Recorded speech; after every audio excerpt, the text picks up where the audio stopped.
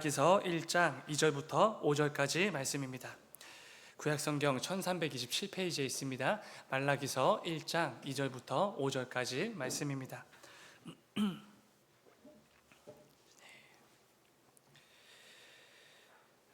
다 찾으신 줄 믿고 오늘 본문 말씀 한 절씩 교독하고 마지막 5절은 함께 읽겠습니다.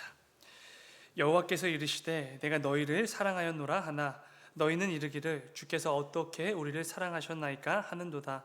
나 여호와가 말하노라 에서는 야곱의 형이 아니냐 그러나 내가 야곱을 사랑하였고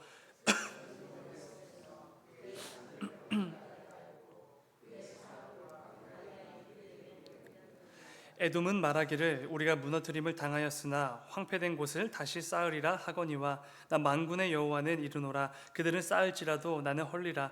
사람들이 그들을 일컬어 악한 지역이라 할 것이요 여호와의 영원한 진노를 받은 백성이라 할 것이며 너희는 눈으로 보고 이르기를 여호와께서는 이스라엘 지역 밖에서도 크시다 하리라. 아멘. 잠시 기도하겠습니다. 사랑의 주님, 아버지 오늘도 우리에게 참 귀한 이 새벽 예배의 자리를 허락해 주심에 주여 진정으로 감사를 드립니다. 오늘도 또 주 앞에 나와 말씀과 찬양과 기도로 하루를 열기를 사모하고 또 소망하는 우리 모든 새벽 기도자들 한 사람 한 사람을 하나님께서 기억하여 주시고 그 어느 때보다 갑절의 은혜들을 허락하여 주셔서 이 새벽 제단을 쌓음으로 또 새벽 예배를 통하여서 하나님께서 우리에게 허락해 주신 이 귀한 자리를 통하여서 하루를 열기를 사모하는 자들이 오늘 하루 또 남은 한 주간 이어지는 그 모든 신앙의 여정 가운데 어떤 놀라운 하나님의 복들과 그 형통함을 경험하고 누리게 되는지 꼭 눈으로 목격하고 체험하고 경험하는 우리 모든 새벽 기도자들 될 수 있도록 아버지 인도하여 주시옵소서. 아버지 이 새벽에도 우리에게 말씀하여 주시고 우리에게 꼭 필요한 하나님의 음성들이 선포되어지는 귀한 이 새벽이 되어질 수 있도록 아버지 은혜를 베풀어 주시옵소서. 주님 감사합니다. 거룩하신 예수님의 이름으로 기도드렸습니다. 아멘. 아멘. 오늘 함께 읽은 말씀을 가지고 이미 넘치도록 받은 사랑의 증거, 이런 제목으로 말씀 나누도록 하겠습니다. 중고등학교 친구들 시기에 우리가 흔히 사춘기라고 부르는 그런 시기들이 있지 않습니까? 정도의 차이가 있을 뿐이지 다들 사춘기 그 시기를 보내는 것 같은데요. 이 시기에 이렇게 다들 우리 다혈질처럼 보이기도 하고 이렇게 쉽게 짜증을 내기도 하고 이 감정을 제어하지 못하는 좀 그런 모습들을 자주 보이게 되는데 이게 그 생물학적으로 그런 이유가 있다고 합니다. 기본적으로 그 청소년 시기에는 아직 감정을 조절하고 제어하고 스스로 이 흥분을 낮추려고 하는 그런 의도를 관장하는 게 전두엽이 하는 일인데 전두엽이 아직 성장하는 중이라서 좀 그런 모습들이 나타나기도 한다고 합니다. 그리고 무엇보다 그때 그 시기만 되면은 과다하게 호르몬이 막 이렇게 원하지 않아도 많이 분비가 되기 때문에 분노에 대한 반응과 공격성이 너무나 쉽게 이렇게 표출이 되는 것이라고 합니다. 근데 이 사춘기에 접어든 자녀들이 자주 보이는 특징 중에 하나가 이상하게 유독 이 사랑하는 부모님에게 쉽게 짜증을 내기도 하고 뭔가 감정을 화를 이렇게 내고 표출하고 이렇게 쏟아내는 그런 모습들을 자주 보인다는 것입니다. 아무래도 가장 가깝고 또 편하기 때문이지 않을까 생각이 됩니다. 뭔가 조절하기 어려운 이 감정을 어떻게든 표출을 하기는 해야 되는데 가장 편안하고 뭔가 내가 감정을 표출해도 쉽게 받아줄 것 같은 그 대상인 부모님들에게 그렇게 쉽게 표출을 하는 것이죠. 그때 이런 말들을 자주 하게 됩니다. 엄마가 아니면 아빠가 나한테 해준 게 뭔데 나한테 그러냐, 이런 짜증 섞인 말을 자주 하게 됩니다. 그런데 이런 말을 부모님이 듣게 된다면 얼마나 속상하고 또 마음이 아프겠습니까? 왜냐하면 지금까지 부모님이 정말 최선을 다하여서 열심을 다하여서 해줄 거 못 해줄 거 다 끌어와서 최선을 다해서 지금까지 길러준 것인데 그런 부모님의 마음과 은혜도 모르고 부모님이 나한테 해준 게 뭐냐, 엄마나 아빠가 나한테 해준 게 뭐가 있다고 나한테 그러냐, 이렇게 짜증을 낸다면 좀 마음이 섭섭할 수밖에 없겠죠. 특히 우리 어머니들은 10달 동안이나 뱃속에 이 아기를 품고 노심초사하며 그 긴 세월을 보내게 됩니다. 뱃속의 아기를 늘 생각하고 조심하고 또 조심하며 그렇게 하루하루를 보내겠죠. 또 태어난 후에는 어디가 아프지는 않을까, 또 불편하지는 않을까, 다치지는 않을까 늘 걱정하며 온 신경을 쏟으며 그렇게 살았을 것입니다. 또 자라나는 과정에서는 필요한 것들을 가장 좋은 것으로, 최상의 것으로 지원해 주기 위해서 정말 많은 노력과 수고를 하지 않았겠습니까? 모든 부모님들은 사랑하는 자녀들을 위해서 자신들이 할 수 있는 모든 것을 최선을 다해 쏟아 부었겠지요. 내가 줄 수 있는 사랑과 정성과 열심을 다해서 그렇게 자녀들을 양육하는 것입니다. 그런데 이 자녀들이 자라나서 사춘기만 되면은 뭐라고 하는 것이죠? 엄마가 나한테 해준 게 뭐냐? 아빠가 나한테 도대체 뭘 해줬길래 그렇게 말하냐? 이렇게 짜증을 내는 것입니다. 낳아주시고 길러주시고 지금까지 보살펴주신 그 큰 은혜도 모르고 부모님 가슴에 대못을 받는 그런 말을 종종 내뱉는 경우가 있죠. 이런 말을 들을 때 부모님들의 마음이 참 아프고 또 안타깝게 여겨지지 않겠습니까? 그런데 오늘 말씀을 읽다 보면 본문에서 이스라엘 백성들을 바라보시는 하나님 아버지의 마음도 동일했을 것 같다라는 것입니다. 지금까지 그들을 인도해 주셨고 또 지금까지 그들을 위해서 최선을 다해서 그들의 가운데 필요한 것들을 공급해 주셨는데 하나님의 사랑과 은혜도 모르고 하나님이 언제 어떻게 우리를 사랑하셨냐고 이렇게 되묻고 있는 것입니다. 그런 백성들의 모습을 보시며 하나님 아버지의 마음이 얼마나 아프셨을까? 오늘 본문에는 이스라엘을 향한 하나님의 사랑 고백이 담겨져 있습니다. 2절을 보시면 2절 앞부분에 이렇게 시작이 되죠. 여호와께서 이르시되 내가 너희를 사랑하였노라. 이 백성들을 향한 하나님의 사랑의 고백으로 시작이 됩니다. 중요한 것은 하나님의 이 사랑의 고백은 말로만 내뱉는 그런 고백이 아니었다는 것입니다. 죄에서 떠나지 않고 끝끝내 하나님께로 돌이키지 않아서 이 이스라엘 백성들이 하나님의 징계를 받게 됩니다.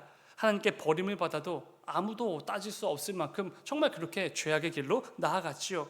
그런데 하나님은 그들에게 다시 한번 은혜를 베풀어 주셨죠. 그들이 잘해서, 그들이 예뻐서, 그들이 그럴 만한 사람들이어서가 절대로 아닙니다. 그냥 하나님께서 그들을 너무나 사랑하셔서 도무지 그들을 향한 이 사랑이 포기할 수가 없으셔서 또 한번 그들에게 사랑과 은혜를 베풀어 주신 것이죠.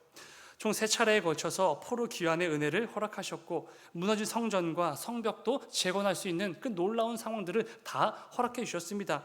이를 통해 하나님께서 여전히 그들을 사랑하시고 그 가운데 이 사랑의 증거를 보여주시면서 봐라 내가 너희를 이렇게까지 사랑한다 라고 분명히 말씀해 주신 것이죠. 그런데 그 사랑의 고백을 받은 백성들의 반응이 어떠했습니까? 오늘 본문의 말씀처럼 하나님께서 어떻게 우리를 사랑하셨습니까? 하나님께서 언제 우리를 사랑하셨습니까? 이렇게 되묻고 있는 것입니다. 하나님이 지금까지 허락하신 수많은 사랑의 증거들이 넘쳐나지요. 백성들은 하나님의 사랑을 이렇게 거절할 수 없을 정도로 정말 충분한 그런 증거들을 받았습니다. 그럼에도 오히려 하나님의 사랑을 거절하고 그 사랑을 받은 적 없다고 증거를 보여달라고 그렇게 따져 묻고 있다는 것입니다. 참으로 안타까운 모습이죠. 하나님의 사랑 고백이 지금 그 순간에도 이어지고 있었을 텐데 여전히 하나님의 사랑과 은혜를 깨닫지 못하는 무지한 백성들이었습니다. 여러분 오늘 이 말씀 말라기서 전체는 영적으로 타락한 이스라엘 백성들을 향한 하나님의 경고의 메시지가 주된 메시지이지 않습니까?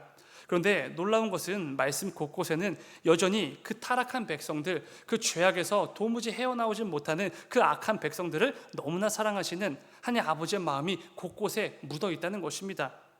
특별히 어제 나누었던 본문 1절을 보시면은 백성들을 향한 하나님의 경고의 메시지라 이렇게 말씀이 시작이 되지 않습니까? 하나님께서 이 악한 그 길로 계속해서 나아가는 이스라엘 백성들을 향하여서 엄한 경고의 메시지를 지금부터 선포할 것을 말씀해 주신 것입니다. 그런데 곧바로 이어지는 오늘 본문 2절을 보면은 이렇게 시작이 됩니다. 앞부분만 다시 보시면은 여호와께서 이르시되 내가 너희를 사랑하였노라. 말라기 선지자를 통하여서 엄한 경고의 메시지를 선포하실 게 분명했지만 하나님께서는 이 사실을 먼저 짚고 넘어가시는 것입니다. 여전히 내가 너희를 사랑한다. 여전히 백성들을 하나님께서 너무나 사랑하신다는 그 사실을 먼저 선포하고 오늘 본문 말씀이 시작이 된다는 것이죠. 아버지의 마음도 모르고 그 사랑과 은혜도 모르는 이 무지한 백성들을 하나님은 사랑한다. 이렇게 사랑을 고백하면서 시작이 된다는 것입니다. 뒤에 이어지는 전체 그 말씀들을 보게 되어지면 하나님은 정말로 백성들을 크게 책망하십니다. 계속해서 이렇게 죄악으로 가득한 삶에서 돌이키지 않을 경우에 반드시 너희가 버림을 받게 될 것이고 배설물을 처리하듯이 제하여 버려지게 될 것이라는 강력하게 질책을 하시고 책망을 하시죠. 중요한 것은 이 모든 책망과 지적의 말씀들은 그들이 미워서, 그들을 더 이상 사랑하지 않으셔서 선포하신 말씀이 아니라는 것입니다. 오히려 여전히 그들을 너무나 사랑하셔서 그들이 이제라도 죄에서 돌이켜 하나님께 돌아와 살기를 바라시기 때문에 그 사랑을 근거해서 지금 이 책망의 말씀이 시작이 되고 있다는 것입니다. 만일 하나님께서 그들을 사랑하지 않으셨다면 애초에 지금 이 말라기 선지자를 보내실 필요도 없으셨겠죠. 이 경고의 메시지를 하나님의 사자를 통하여서 선포하실 필요가 전혀 없었다는 것입니다. 그냥 이대로 이 죄악의 길에서 쭉 가도록 내버려 두면은 그들이 비참하고 끔찍한 결과를 맞이하겠죠. 하면 그대로 두셨을 것입니다. 그들을 사랑하지 않으셨다면요. 그러나 여전히 하나님께서는 백성들을 향한 사랑을 포기하실 수가 없으셨죠. 그래서 그 백성들을 이제라도 죄에서 돌이키면 살도록, 그들에게 구원을 허락하도록, 그들에게 사랑과 은혜를 다시 한번 허락되어지도록 지금 말라기 선지자를 보내셨다는 것입니다. 백성들은 하나님의 사랑을 의심했고 사랑의 증거를 달라고 그렇게 되묻고 하나님께 따지고 있지만, 사실 지금 이 말라기 선지자를 그들에게 보내신 이 사실, 이 사건 자체가 이미 그들을 향한 하나님의 크신 사랑의 증거가 된다는 것입니다. 여러분, 우리가 믿는 하나님이 바로 이런 분이시죠. 그 엉터리 같은 백성들, 죄악의 길로만 가려는 그 백성들, 그럼에도 여전히 사랑한다고 말씀해 주시고 증거를 보여주시면서 이제라도 죄에서 돌이켜 너희가 살기를 바란다, 이렇게 말씀해 주시는 분이시라는 것입니다. 그런데 이 놀라운 그 사랑의 증거를 보고 있음에도, 그럼에도 백성들은 하나님을 향해 우리를 언제 사랑하셨냐고, 우리를 어떻게 사랑하셨냐고 증거를 대보시라고 지금 이렇게 따져 묻고 있다는 것입니다. 그런데 여러분, 지금 백성들이 그 사랑과 은혜의 하나님 앞에서 우리를 언제 사랑하셨냐고, 우리를 사랑한 증거가 어디에 있냐고 이렇게 오히려 따져 묻고 있는 이유가 무엇이겠습니까? 간단하지요. 자신들이 현실에서 눈앞에서 원하는 것들을 하나님께서 안 주셨기 때문에 그렇습니다. 나라가 망하고 바벨론에 의해서 포로로 끌려갔다가 하나님의 은혜로 완전히 회복되지 않았습니까? 근데 그로부터 100여 년의 시간이 흘렀지요. 그런데 여전히 이스라엘은 바사 제국의 지배 아래에 있었습니다. 성전도 성벽도 재건이 되었지만 그 이전에 그 영광스럽고 그 찬란했던 선민 이스라엘의 모습은 아니었던 것이죠. 하나님께서는 충분한 사랑과 은혜와 회복을 허락해 주셨지만 그들이 꿈꾸었던 그 모습은 아니었다는 것입니다. 특별히 하나님께서 학개와 스가랴를 통해서 약속하셨던 그 영광스러운 모습이 있는데 자신들의 눈앞의 현실이 그 영광이 눈에 안 차는 것이죠. 그래서 백성들은 하나님께 따져 묻고 있는 것입니다. 아니 하나님, 우리를 사랑하신다고 말씀하셨는데 우리 눈앞에 그 사랑에 대한 증거가 도대체 어디에 있습니까? 여기 감히 따져 묻고 있는 것이죠. 여러분, 정말로 사랑의 증거가 없었습니까? 아니요, 오히려 넘쳐났지요. 그 강한 대제국 바벨론을 하루아침에 무너뜨리시고 포로에서 귀환하게 하셨던 그 은혜, 무너진 성전과 성벽이 재건되는 그 은혜, 하나님 백성으로서의 말씀과 언약이 다시 한번 회복되어지는 그 은혜, 그리고 지금 선지자를 통해서 그들을 죄에서 돌이키게 하시고 구원하시려는 이 놀라운 은혜까지 이미 그들은 하나님의 사랑의 증거를 넘치도록 받은 사람들이었습니다. 자신들을 향한 하나님의 사랑의 증거는 이미 너무나 충분했죠. 다만 그 백성들은 자신의 상황과 눈앞의 현실과 이 세상의 방식과 가치를 끌어와서 하나님의 사랑과 은혜를 받았음에도 이 정도는 안 된다고, 이 정도는 사랑과 은혜를 받은 게 아니라고 자신들 멋대로 그렇게 판단을 하면서 하나님께 불평과 불만을 쏟아내고 있다는 것입니다. 근데 여러분, 이 말씀을 묵상하면서 저와 여러분의 삶이 떠올랐습니다. 오늘날 우리가 살아가는 이 세상이 떠오르는 것이죠. 우리 역시 삶을 살아가다 보면은 하나님의 사랑이 의심이 들 때가 있지 않습니까? 눈앞의 현실과 또 직면한 고통과 문제들로 인해서 하나님의 사랑이 도무지 느껴지질 않는 것이죠. 성경 말씀을 펼쳐서 어디를 보더라도 나를 사랑한다 이렇게 말씀해 주시고, 찬송가를 펼쳐서 찬송을 할 때마다 나를 사랑하시는 주님이라고 늘 그렇게 말씀해 주시는 것 같은데, 내 현실과 눈앞에 직면한 고통과 문제들을 보게 되어지면은 도대체 나를 어디에 사랑하셨는지, 나를 사랑하는 게 맞는지, 하나님이 살아계시긴 한 건지 그런 의심이 들 때가 정말로 있지 않습니까? 그래서 우리는 성도임에도 불구하고 때로는 낙심과 좌절을 경험하기도 합니다. 하나님을 향한 불신과 원망을 쏟아내기도 하지요. 이스라엘 백성들이 하나님께서 우리를 언제 사랑하셨습니까? 증거를 보여주세요 라고 따져 묻듯이 우리 역시 삶 속에서 그렇게 불만을 쏟아낼 때가 많이 있는 것이죠. 그런데 여러분, 그때마다 꼭 기억하셔야 될 중요한 사실이 있죠. 하나님께서 이스라엘 백성들에게 그 수많은 사랑의 증거를 보여주셨듯이 우리에게도 동일하게 사랑의 확실한 증거를 보여주셨다는 것입니다. 이미 우리는 그 증거를 받았지요. 그 증거가 무엇이지요? 우리를 사랑하셔서 자신의 독생자까지 내어주신 그 증거가 우리에겐 있지 않습니까? 말씀을 하나 같이 읽으면 좋을 것 같습니다. 로마서 5장 8절의 말씀인데요, 우리 같이 읽어볼까요? 시작. 우리가 아직 죄인 되었을 때에 그리스도께서 우리를 위하여 죽으심으로 하나님께서 우리에 대한 자기의 사랑을 확증하셨느니라. 아멘. 여러분, 기본적으로 하나님께서는 우리 죄인들을 위해서 무언가를 확증해 주실 필요가 전혀 없는 분이시죠. 기본적으로 우리 죄인들을 사랑하실 이유가 전혀 필요가 없으신 분이십니다. 그런데 그럼에도 불구하고 하나님께서는 우리가 아직 죄인 되었을 때에 우리를 위하여서 독생자 예수 그리스도를 보내주심으로 우리에 대한 자기의 사랑을 확증해 주셨다는 것입니다. 우리는 예수 그리스도라는 확실한 증거를 받은 사람들이지요. 하나님께서 나를 얼마나 사랑하시는지 의심할 필요가 없습니다. 하나님께서 나를 얼마나 존귀하게 여기시는지 불평과 불만을 쏟아낼 이유가 전혀 없습니다. 왜냐하면 우리에게는 예수 그리스도의 십자가라는 그 분명하고 너무나도 확실한 증거가 있기 때문에 그렇습니다. 사도 요한이 요한 1서에서 말하는 것처럼 하나님의 사랑이 우리에게 이렇게 나타난 바 되었다, 이렇게 말하지 않습니까? 그런데 어떻게 나타난 바 되었다고 말씀하시죠? 독생자 예수 그리스도를 우리에게 보내주심으로, 그래서 하나님의 사랑이 이렇게 보여진 바 되었다, 우리의 눈으로 확인할 수 있게 되었다, 우리의 피부로 느낄 수 있게 되었다, 이렇게 선포하는 것이지 않겠습니까? 사랑하는 여러분, 우리 역시 신앙생활을 하다 보면 이스라엘 백성들처럼 종종 하나님을 향한 불신이 생길 때가 있습니다. 하나님께서 정말로 나를 사랑하신다면, 언제나 나와 함께 하신다고 약속하신 그 신실하신 하나님이 정말로 맞다면 어떻게 지금 내 눈앞에 이 문제와 고통을 주시는지, 어떻게 그 사람과의 그 관계에서 이렇게 아픔을 주시는지 의심을 하게 되는 것이죠. 그런데 그때마다 우리가 반드시 기억해야 될 것은 이것입니다. 우리는 이미 나를 향한 하나님의 사랑을 의심할 이유가 조금도 없을 정도로 충분한 증거를 받았다. 예수 그리스도라는 너무나 이미 차고 넘치는 그 사랑의 증거를 받았다는 이 사실 절대로 잊으시면 안 됩니다. 우리가 성도로서 이 사실, 하나님의 이 증거 하나만 붙들고 신앙생활을 한다면 이 땅에서 마주하게 될 그 모든 문제와 고통과 현실 앞에서 우리는 절대로 주눅들거나 낙심이 되거나 불신과 원망을 쏟아내며 하나님을 떠나는 일이 결코 있을 수가 없는 것이죠. 하박국 선지자가 늘 고백하는 것처럼 포도나무가 없어도, 나무에 소출이 없어도, 양과 소가 없어도 나를 구원하신 그 하나님 한 분만으로 인해서 그 영원토록 기뻐한다, 이 고백을 내뱉으면서 평생을 살아갈 수 있는 것이죠. 부디 오늘 말씀을 기억하시면서 무엇보다 나를 향한 하나님의 사랑이 예수 그리스도를 통하여서 여전히 확증되고 또 확증되고 있다는 이 사실을 굳게 붙드시는 저와 여러분이 꼭 되시기를 간절히 소망합니다.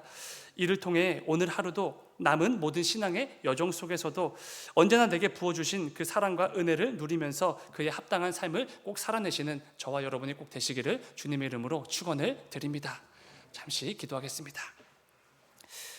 사랑의 주님, 아버지, 우리에게 이미 넘치는 은혜들을 부어주셨고 지금도 은혜를 주시고 앞으로도 영원토록 은혜와 그 사랑으로 대해 주실 것을 약속해 주셨습니다. 그런데 아버지, 우리가 이 땅을 살아가다 보면 때로는 눈앞의 현실과 어떤 문제와 고통으로 인하여서 그 하나님을 향한 의심과 불평과 그 불신의 원망에 그 마음들을 쏟아내고 그 마음에 들 때가 분명히 있습니다. 그런데 아버지, 그때마다 하나님께서 나를 너무나 사랑하셔서 나에게 말도 안 되는 은혜를 베풀어 주셨다는 그 예수 그리스도라는, 예수 그리스도의 그 십자가라는 그 증거를 늘 붙드는 우리 모두가 될 수 있도록 아버지 인도하여 주시옵소서. 이를 통하여서 이 땅 가운데 나를 계속해서 주눅들게 만들고 낙심하고 좌절하게 만드는 그 모든 문제와 고통과 현실 앞에서 예수 그리스도라는 그 사랑의 확실한 증거를 붙들고 담대하게 또 한 걸음 나아가는 우리 모두가 되어질 수 있도록 아버지 인도하여 주시옵소서. 아버지, 이 새벽에도 우리에게 허락해 주신 그 기도의 제목들을 부르짖으며 나아가게 됩니다. 그 모든 부르짖는 그 입술 가운데 성령의 충만함으로 기름 부어주시고, 무엇보다 그 기도의 제목들을 부르짖을 때에 그 기도 제목 안에 담겨진 하나님 아버지의 마음과 뜻을 분별하는 이 새벽이 꼭 될 수 있도록 주님 인도하여 주시옵소서. 주님 감사합니다. 거룩하신 예수님의 이름으로 기도드렸습니다. 아멘.